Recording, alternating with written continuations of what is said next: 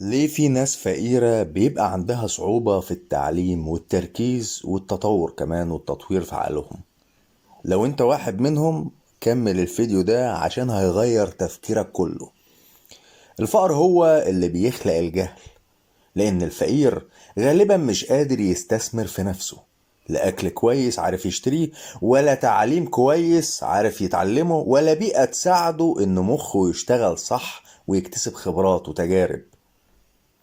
لما طول حياتك تعيش على أكل رخيص زي زيوت محروقة وطعمية مقلية وكشري بالدقة ومخلل وبدنجان مقلي على رغيف عيش، طبيعي جسمك يبقى تعبان وطبيعي مخك يبقى عطلان. مش هقولك الأكل ده بيعمل غباء يا سيدي، بس أكيد مش هيعمل ذكاء. وعشان كده زمان كان الريف بيطلع منه أذكياء كتير. ليه؟ لأن في الوقت ده زمان كان أكلهم طبيعي ونضيف ومليان عناصر غذائية فعلا بتغذي العقل، ومفيش مواد حافظة ومفيش أي حاجة. أنا فعلا بدأت أشك إن سبب ذكاء اليابانيين هو أكلهم الكتير للسمك وللسوشي يعني. هم أصلا عايشين في جزر على البحر. صديق سوري ليا، وطبعا سوريا ديت فيها مكسرات ولوز وعين جمل والحاجات دي، اسمه الأستاذ أحمد. حكالي عن طفل عنده متلازمة داون. الطفل ده رغم تأخره الذهني والعقلي قدراته كانت أحسن بكتير من الطفل اللي في نفس حالته. أستاذ أحمد سأل والد الطفل بفضول إزاي ابنك بقى ذكي أوي كده.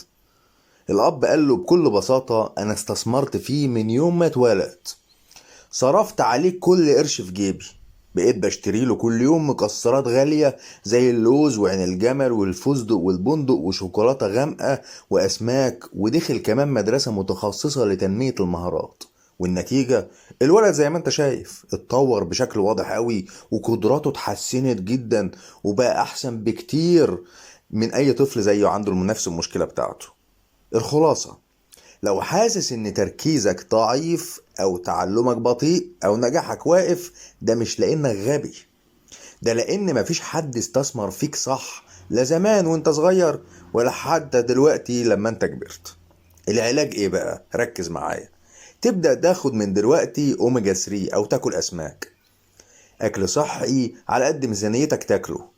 العب رياضة خفيفة مش قاسية ولا قاتلة، ولا رياضة تخليك تقضي اليوم كله في الجيم. ابعد عن السكر والمواد الحافظة، ابعد عن الترنتات والتفاهة اللي بتشوش مخك وبتشوهه. صاحب ناس واعية ومتعلمة وذكية. قلل العادة السرية، وخلي بالك ان الذكاء بيعدش زي ما الغباء بيعدي برضه. فصاحب الذكي. ابعد عن الفاست فود واي حد شبه بلبن.